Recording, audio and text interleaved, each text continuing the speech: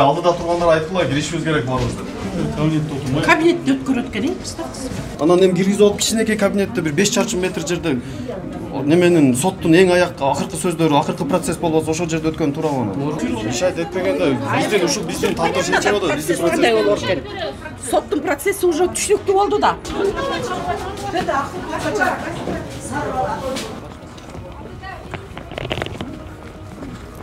Siz de айтып коесузбу, күбө катары өтүп атыпсыз.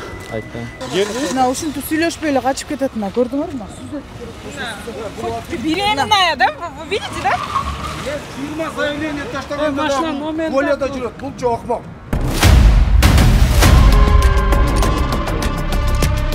Саламатсыздар, урматтуу достор, Беспредел медиа порталынын көрүүчүлөрү, кызматыңыздарга Кайрат Кенжебаев. Биз Көкжардагы 172-чи контурдун соттук процесс өтүп жаткан Алабинин райондук сотуна келдик. Азыркы учурда ошо кармалган шектүүлөр, күбө адамдар, жанагы жашоочулар айтып жаткан Кулмурзаев, Асылбек аттуу жарандардын катышуусунда жерди саткан соттук процесс алдыда болуп, ошол силерге кенен кесип чалдырып бергенге аракет кылабыз. Биз менен бирге болуңуздар.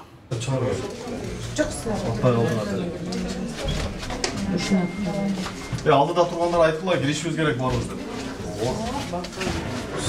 Кандай экен? Бирок киришибиз керек.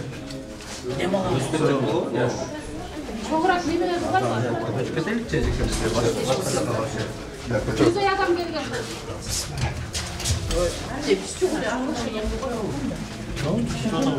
Kötketel geciktirip Advokatlarga geçiyor mu?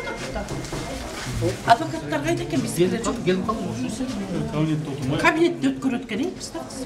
Мунара кирсе. Кандай болот экен кабинетте өткөргөн? Kabinette Специальный атайлар үчүн жерге кетсе.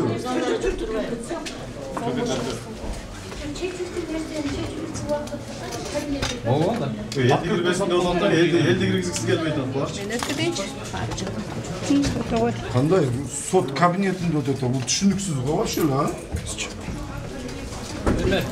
Талап кылыш керек, талап кылыш керек. Чоңураак залга деп. Камераларды өчүп коюп, сүрдө уруксат берсеңиз. Чоң залга өткөзбөйсүздөрбү?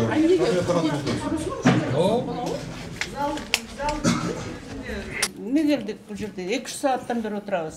Саат 2:30-да келген. Бүт эле башка сотто зал бошогон Процесс болуп атат, пока буякта күтүп тургула, анан процесс следствие башталганда билесиңиз. Ошо биздин процесс болуп атпайбы? Жок, процесс буякта башталып атат да. Жаш балдарда.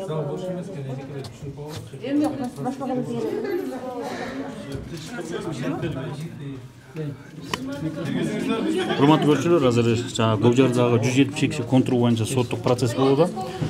Кызыгы 30-40 адам келген, бирок кабинетте соттук процесс өтүп атат да. Келип, могу бөлмөнүн ичинде соттук процесс өтүп атат да. Момча элди деле киргизип, кенен бир залда өтсө жакшы болмок да. Анткени ошол жерде 4 сүйбүлө бар, 4 сүйбүлө тең. Ошо жердин тагдырын эмне болот билгилери келет да. Ошондой эле азыркы учурда ошо жер боюнча шектүүлөр да бар экен, күбөлөр да бар экен. Аларды алып кирип кетти, бирок элдер сыртта калып кетти да. Өзүңүздөр көрүп атасыңар. чоң залда эле өтүп атты эле. Бүгүн эмнеге мындай? Кимде чоң залда эле өтүп атты? Ооба. Бүгүн оглашение болду. Чоң залда эле. Эме болду. Бошотуш керек да бул. Атайын эле жазалап атат го дейм мындай ишти. Аяктаганда мындай кылбасаңыздар эми. Атайын келдик биз. Соттун аягы болушубуз бар же. Ооба бүгүн угулат да бүгүн эме өкүмдөр чыгат да. Анан өкүмдөр чыгар күнү мындай кылган үчүн бир залда эле кичинекей эме судьянын эмесинде кабинетинде да сот өткөндү көрө эле келем историяда билбейм кандай болуп кетет. Берген жокпуз, айтып атабыз. Процесс болот, миш айтып берип атасыңар. Тыштырып тургулачы. Мурдагы айтып бербесиңиз. Анда 7-чи залда, чоң актовый залда эле өткөргөн. Ооба, баарың эле катышчубуз. А бүгүнчү мында? Бүгүн ушинтип бизди басым кылып, мына козубузду жаап атпайбы, кичинекей кабинетте өздөрү оглашение чыгарып элге угузбай. Карабайсыздарбы, канча конуштан еще жарым эшикте турат. Толтура киш турат. Атайын топтодук да бүгүн неме заключительный неме болот деп. Акыркы сөз болот сотто деп. Эми ушул кылганы туурабы эми? Конечно, кичинекей кабинет өтүп атат. Биякта аксакалдар келди. Көрүп атасыздарбы? Улгайган адамдардан бери келдик. Мына келишти дегеним. Байкелер тынчыраак болгула буякта. Бизде мешайт берип атпайсызбы? Буякта процесс жүрүп атат. Мешайт этпегенде биздин тартыш чечип атат. Биздин Кандай болуш процесс. керек? Соттун процесси уже түшүнүктүү болду да. Силер 3 катар катышып аттыңар беле? Уучу катар эле, Мондай кичинекей кабинет, соттун кабинетинде да сот өткөн биринчи жолу көрүп атам мен. Сүйлөйсүздөр. Айтып коесузбу, эмне нааразы болуп атасыз ушу? Билбейм, ушул көп эле сотторго деле баягы турмушта болот го ар нерсе.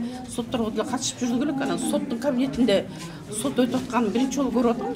Мындай обычно. Жана келген шектүүлөр айтып, жер боюнча маселе болуп атат да. Ошо кармалып келген кийим, жанында отурган көйлөк, Калмурзаев отурат деп атат. Ошолор айтасыңыз. Бүгүн биздин 178 контурдагы болгон сот иштин баары болуп атат го ушул жердечи.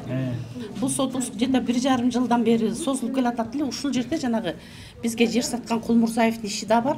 Жана Оморов деген баланын да иши бар. Кыскасы 172 контурга эмне тиешелүү болсо, жанагы ким Жакыпбеков Темир тууралуу да бүт ушул жерде да ушу сот болот деле.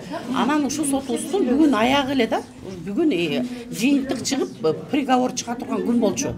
Анан эле мына сот бүгүн таң калып атабыз азыр тиги судьянын кабинетинде сот өтүп атат. Ушундай да болчу эле историяда. Судьянын кабинетинде сот өтүп атат да.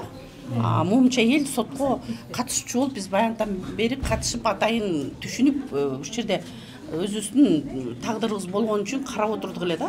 Азыр мынтип болсо тиги Буга чейин бир келеле бир өтүп келген да. Ооба. Баарыңар эле угуп келгенсиз. Баарыбыз эле отуруп эле сотко отуруп катышып эле баарыбыз тең. Ушунча мындан көп деле адам келген. Сүйлөбөйчүбүз, бирок унчукпай угуп отуруп катышып турчубуз да. Сактап эле отурчубуз. Наразычылык ушунда карабайсызбы? Канча адамдар келди, конушта жарымы турат. Биякта жарымы ишо сыртта турат.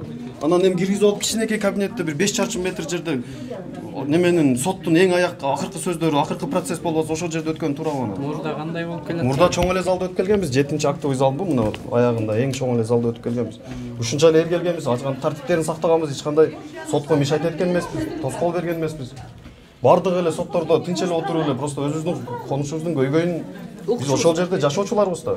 Биз келип катышып ушул көйгөйдү укпасак анан кийин эмне кылышыбыз керек? Үйдө отуруп алып отуруп неме кыла беребизби? Кабинетте өтүп атпайбы? Бир нерседен шексенип атасыздарбы? Мен шек болуп эле турбайбы? Ачык эле отурбайбы? Ушундай жакшачы. Не болуп аткан? Биз эле Чоң турабы? зал бош эле турат да. Булар бизде Баштаңыз. Тетиги жакта дардын такай өтүп жүргөн чоң зал азыр бош эле турат. Барып көрсөңүздөр болот. Бирок бош кабинет жок деп өзүнүн кабинетине алып кирип алды. Бирок тетиги жакта процесс өтүп турган зал бош эле турат. Барып көрсөңүздөр болот азыр. Судья Шанкаев. Тартып алган кабинети. Шанкаев. Бергесиң бер сөйлөп. Нурке, кел бияка ачылды. Тарта бер. Адилеттүү сот деп ушул сот Кандай болду соттун чечими? Кимдер булар? Комментарий берип койсоңуз. Жылып калсаңыздар, жолду бошотпагыла. Кимдер айтып койсоңуздар, буяктан биз Кандорду бошотпагыла. Могулабы жайга аркылы. Сиздерде адвокаттар бар, Жолду бошотпагыла. Жолду бошотпагыла, жолду бошотпагыла. Сизби? Сиз эмне болгон? Кайсы? Не будет. Асылбек Кулмурзаев, сиз байка айтып койсуң. Мына аферист, мына точно аферист, мына Кулмурзаев элди алдап жүр. Эмне бул аферист? Элди ойнобогун сен.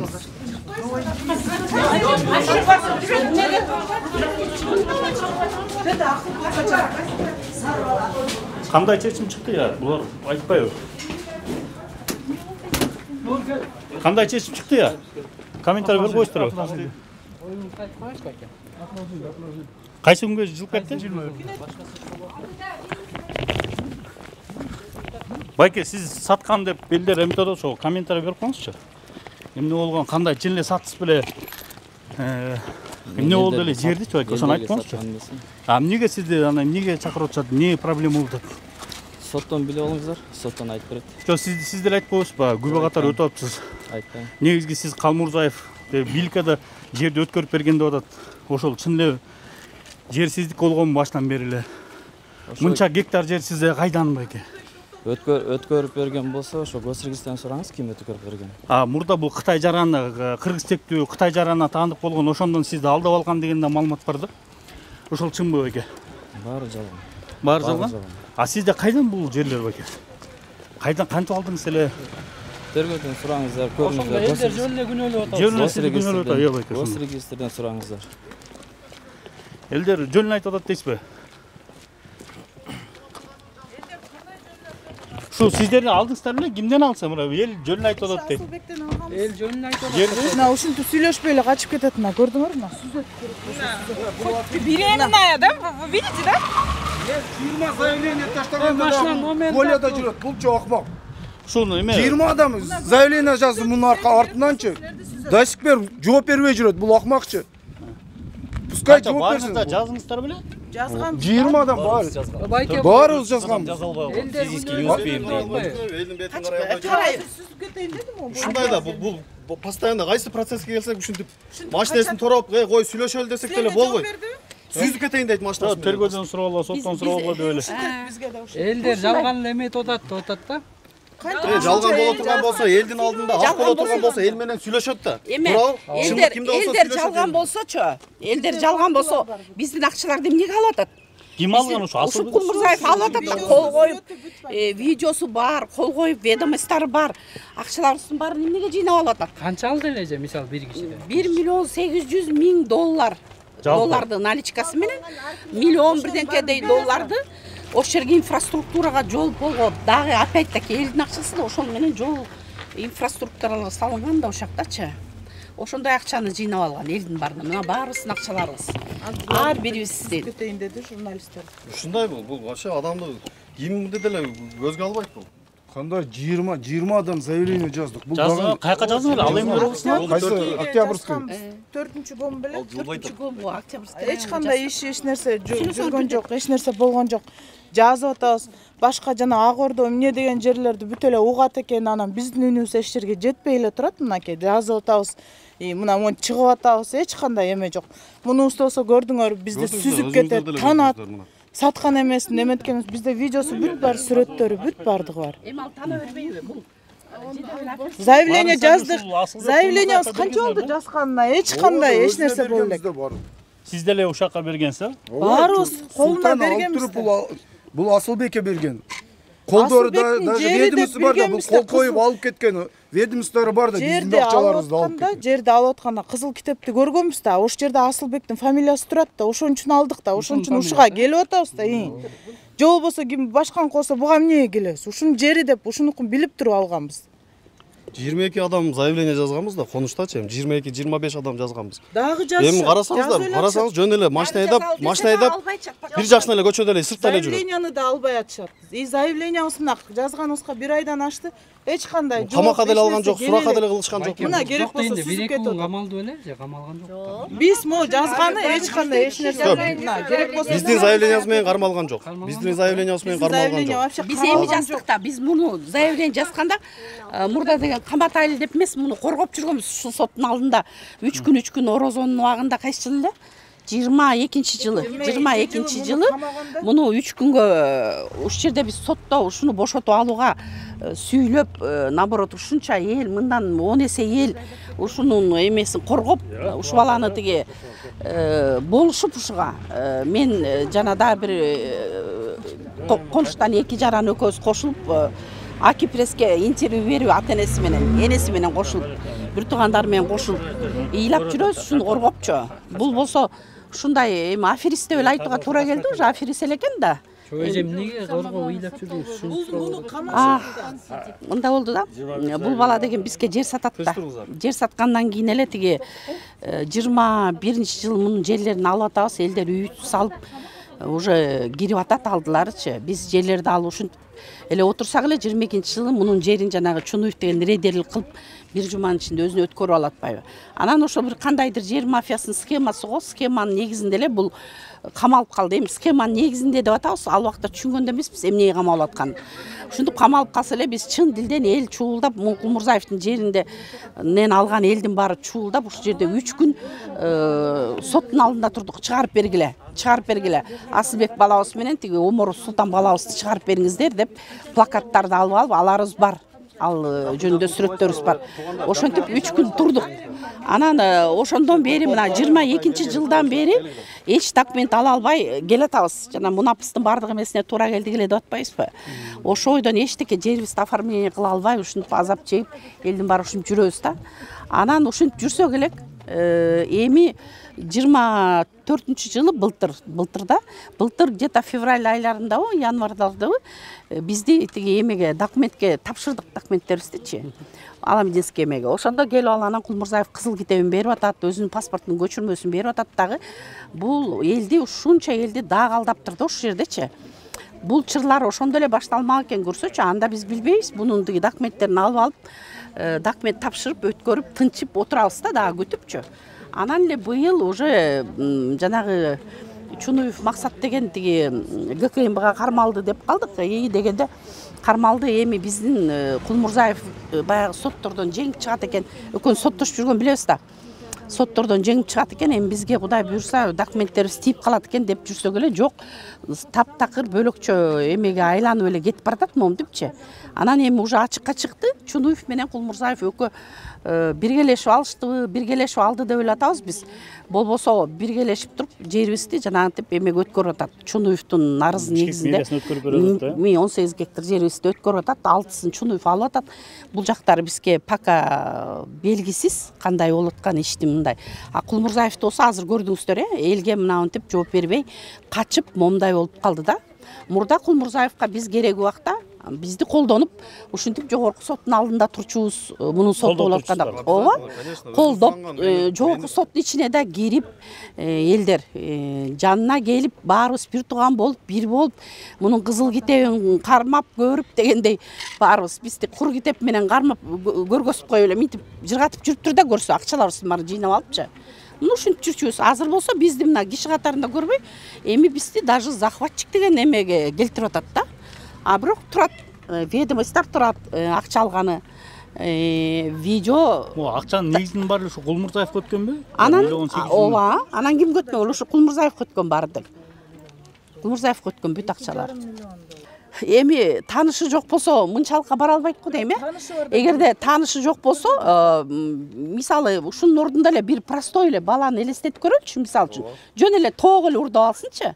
Тоок эле урдап алса эле, ошону бирөө заявление жазса эмне болот? Ошол эле күнү кармайт милиция, туурабы? Анан таанышы болгон үчүн момунча 400 кишини ушул жерде отургузуп, баарын тең тиги ушундай кылып атса, эч ким укмаксан, билмексен, анан кандай деп ойлойбуз бул жерде? Таанышы бар да сөзсүз түрдө. Болгондо дагы каякта деп ойлойбуз?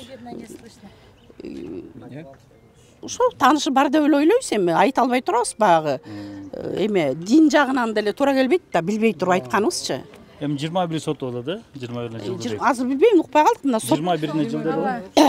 Бүгүнкү процесс эми элдер азыр дагы тет жакта да элдер турат. Бүгүн 100ден ашык адам келгенбиз. Өз кызыкчылыгыбызды коргойбуз, бирок жакшы чечим чыгат деген нерсе менен келсек, зал бош болсо деле, зал бош эмес деп Шанхаев өзүнүн кабинетине кирди.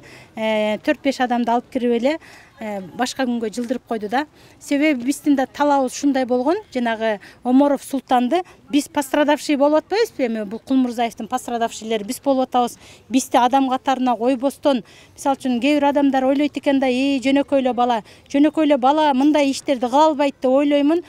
Биздин улуу урматтуу президентибиз Садыр Жапаров ойлоп атат да, азыр бардык эле жана каралардын куйругун кесип салдым деп, бирок ошолор кесилбегендей сезилет да, карапайым элдергечи. 400 адамдын үнү эч жака угулбай жатат.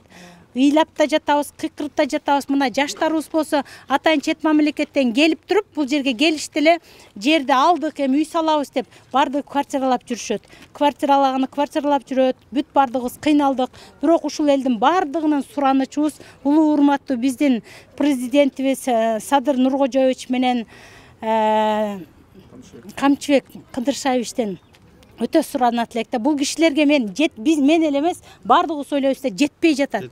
Бул нерсе жеткен болсо алар келип туруп эле биздин президентибизди көрүп атабызго, тим эле мига минут келтирбей чечип койгон нерселерди көргөндө биз ыйлап жиберип атабыз. Ошон үчүн улуу урматтуу биздин жол башчыларыбыз, сиздерди аябай биздин өзүбүздүн контурдан күтөт элек. Келиңиздерчи, элдерди ыйлатпай, жакшынакай чечим чыгарып беришиңиздерге биз ишенебиз. Сиздерди күтөбүз. Пока не доказано его земля или не его земля. Ошон үчүн биз СМБга барганда айтып атабыз. Эмне үчүн силер өткөрүп берип койдуңар деп айтасак, СМБ бизге айтып атат. Пока биз өткөрүп берип койдук. Анын атында да турат, бунун да атында. Эми ал жагын сот чечет деп атат. Сот чыкмайынча эч кимдики эмес пока бул жер. Мондай висит деп атат. Бүгүнкү күндө мына мынтип коет орус эме айтат, закондо айтат. Де юре де факт. Мамлекет көтсөнүн бул ким менен соттошот булар? Түшүнүп калдык. Эми Чуноев деген мамлекет өткөрүп атпайбы, жарымынчы. Жарымы тиги Кулмурзаевде калып атат. А Чуноевдин өзүнүн менчик жанагы жерин деген сотко берип ал сот чечим чыгара элек да ал боюнчачы. А бирок арестке да коюлуп атат, ошол боюнчадан кийин тиги СНБ деген эмеге өткөрүп берип коюп атпайбы, тиги шаардын эмесине, тиги карамагыначы.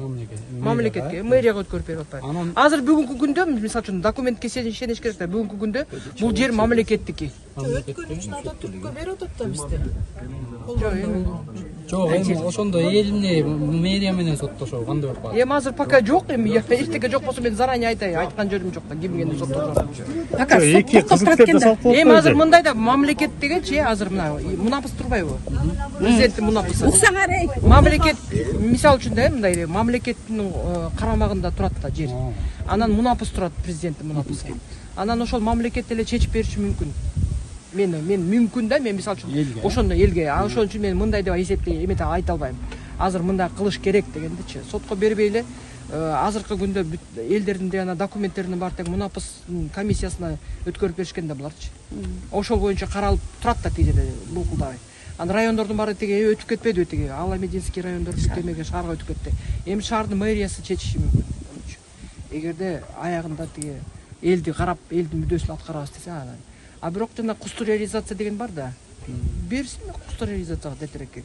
Кулмурзаев 2,5 миллионду чөнтөгүнө салып алып, жыргап ар бери элди куратпай жүрөт да. Же мамлекетке налог төлөбөйт, кечирип коңуз. Ал деген жерди бекер алган да убагында, бекер.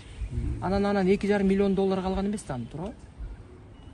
Ну, получается, эменин тиги мамлекеттин эсебинен чөнтөгүн топтоп атат. 2,5 миллион доллар да? Да, доллар, не сом, доллар.